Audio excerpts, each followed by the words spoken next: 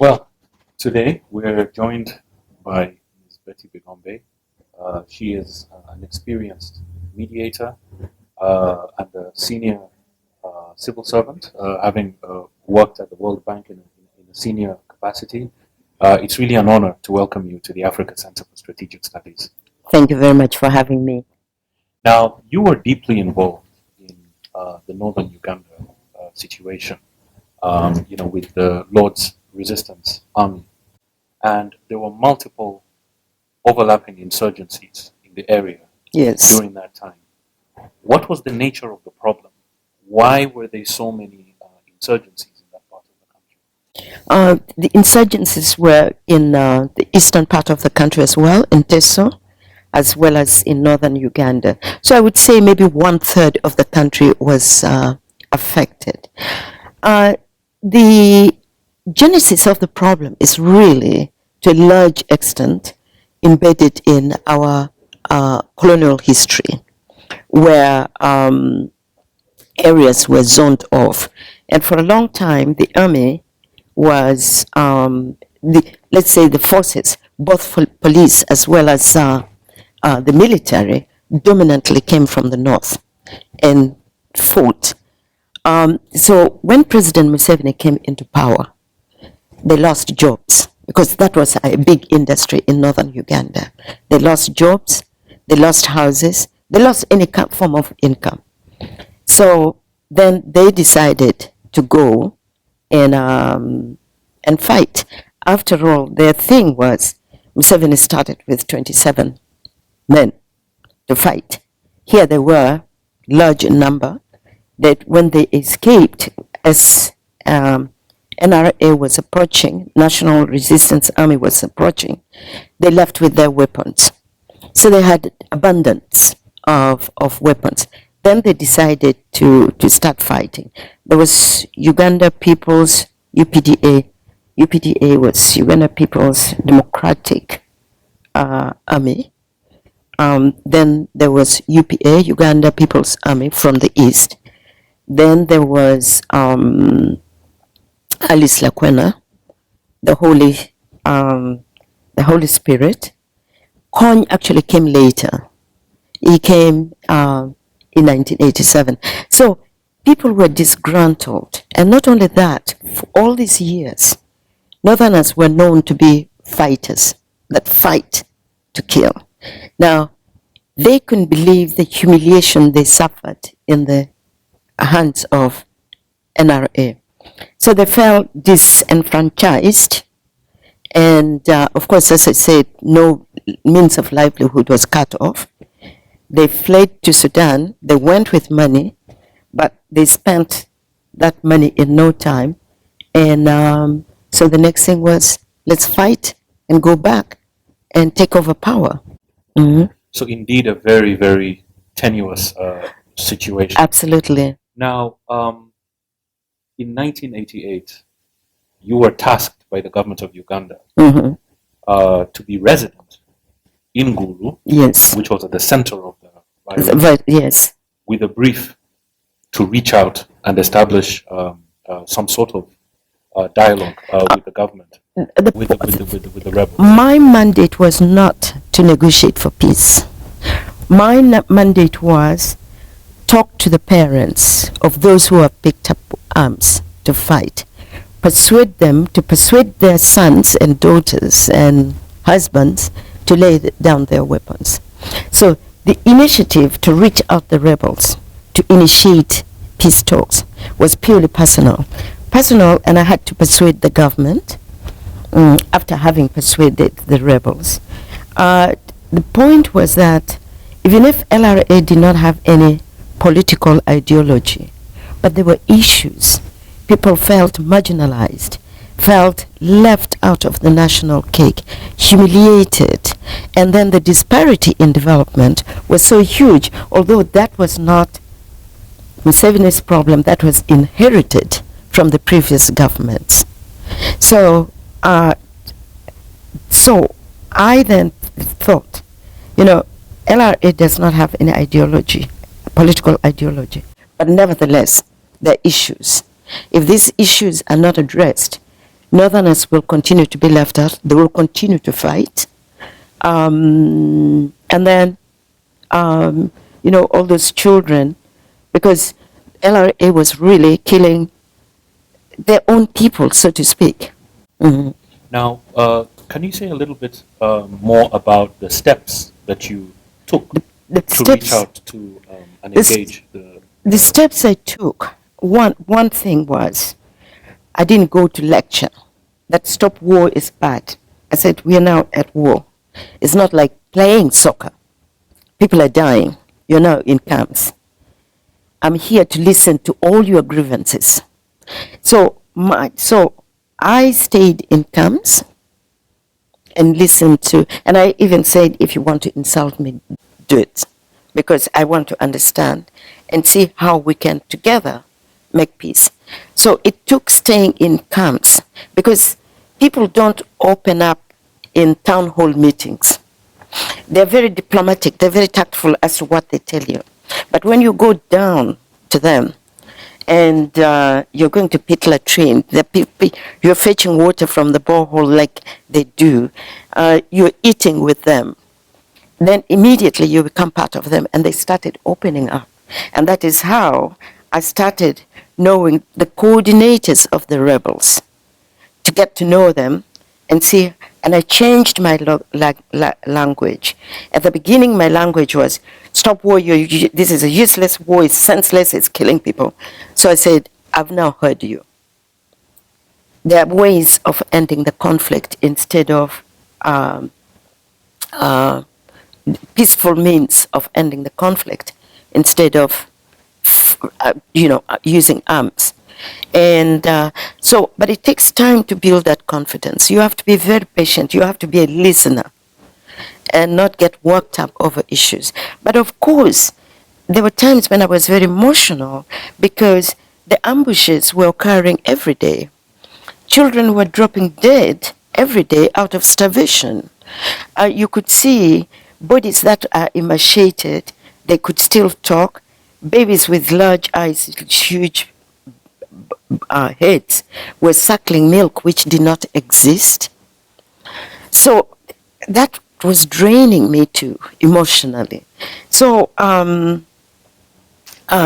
remember organizing fundraising just to get humanitarian aid, and I did both in Teso and in Lango and Acholi. Those were the worst affected areas then. So the steps I took was, I would say, confidence building is very important. When people have been killing one another, it's not easy to say, come, I've forgiven you. You need to demonstrate it by being part of them. Mm-hmm. So this process of confidence building, how did your interlocutors perceive your role as a woman, and how did that affect the process? At the beginning, there was a lot of hostility. The rebels felt they were insulted, that I should go and try to talk peace, because this is a male domain. The ordinary people just dismissed me as somebody who is going to give up. Of course, I was much younger, so they thought, this girl, she's wasting her time, she'll run away. Don't worry, she's here for a very short time. But when they saw the seriousness of reaching out, staying in camps, and reaching out, those I was informed were coordinators of the rebels, then they started taking me seriously. Then later, I even earned, they'd never called me by my name. They called me mother, everybody. Men of 90 years old were calling me their mother. So now that worked. Now, so my language softened. I also told them that I'm one of you. You have to accept me. I'm serious about this. So from dismissing me as a woman, later, the risks I took sometimes of going out into a no man's land where I could have been abducted or ambushed or blown up by landmines, Then they realized that I was serious, and that probably took also not, it stopped being a job. To me, it was, if I can do this and it can save lives, if we can have schools in camps, if we can have health centers in camps, I was reaching out also to bring such provisions, food, reach out to Red Cross, because at one time it was so dangerous. It was very difficult to travel to Kampala. Not like today that you have phones. Not like today. I remember I had a radio and BBC was the only radio I had access to know what was going on around the world. So from being dismissed to realizing that if she was not serious, she would not take such risks of going to places, because sometimes bridges are blown off. We made makeshift bridges. I walked past, left the car behind, walked with some people to be able to reach some of the camps, to be able to get World Food Program to take food, for example, Red Cross to provide blankets. Now, those steps that you took eventually opened up to the Juba peace talks Yes, between the government of Uganda and the LRA. right. Now, we know that Joseph Kony did not sign the final agreement. No. However, to what extent do you think that that agreement addressed some of the root causes of the conflict in northern Uganda? It is actually quite comprehensive.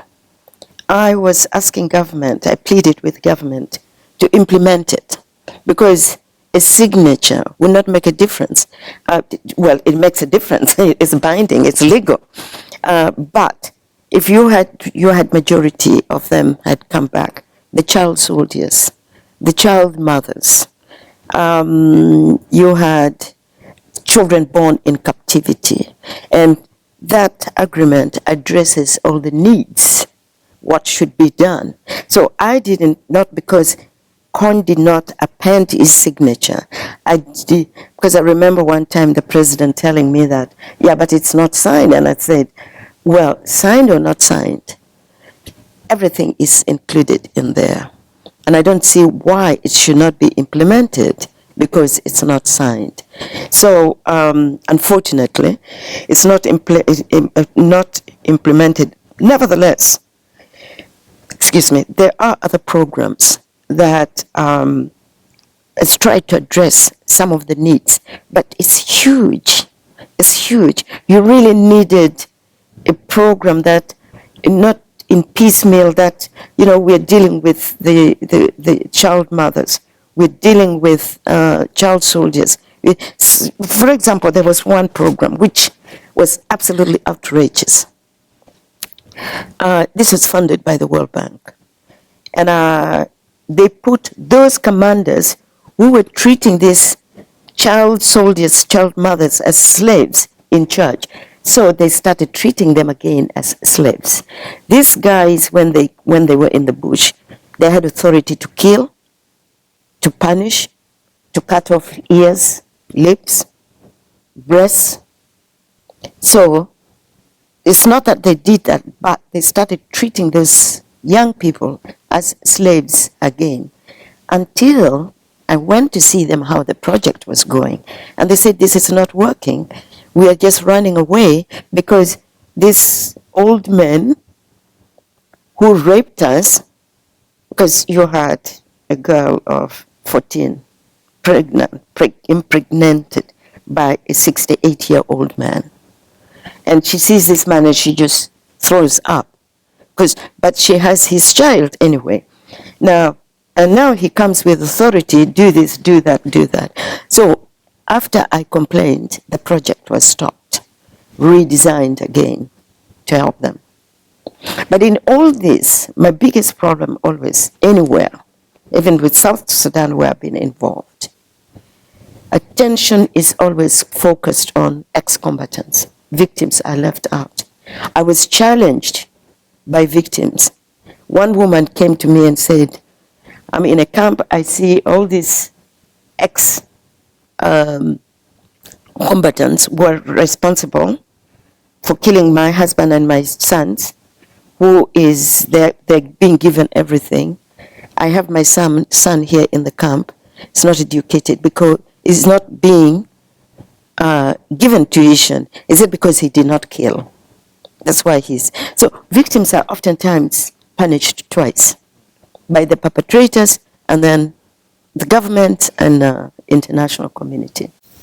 Now, you said that there were a number of structural issues, larger issues, within the northern Ugandan framework that were addressed by this agreement. How confident are you that the broader issues, that brought rise to these rebellions have been? You see, I talked about jobs over there. One of the drivers of the conflict, why these men came back to fight, because they were immediately sent away from the army. As I said before, military was an industry. They had no jobs. They had children. They had responsibilities. They were thrown out of houses. So it's about livelihood. You can take that away, but replace it with something else, so that I don't face the humiliation where my children say that we can't go to school because I can't afford it. I can't feed myself. I can't put food on the table. I also, as you know, our parents, we are their welfare system, so to speak. They're also looking to you, and suddenly everything is taken away. Two, you're all pushed into these internally displaced camps, people's camps, which is really in terrible situation. It's just sanitation alone, to get safe drinking water. And you've had a home. You've known what the dignity of having a home and feeding yourself is. And this is suddenly denied. So I have nothing anymore to protect. I'm going to fight. Yeah. Mm. Well, certainly a very complex situation, but definitely an interesting case study on how different types of mechanisms can be used to end an insurgency. But we really hope to continue the discussion. Sure. Thank you Absolutely. very much.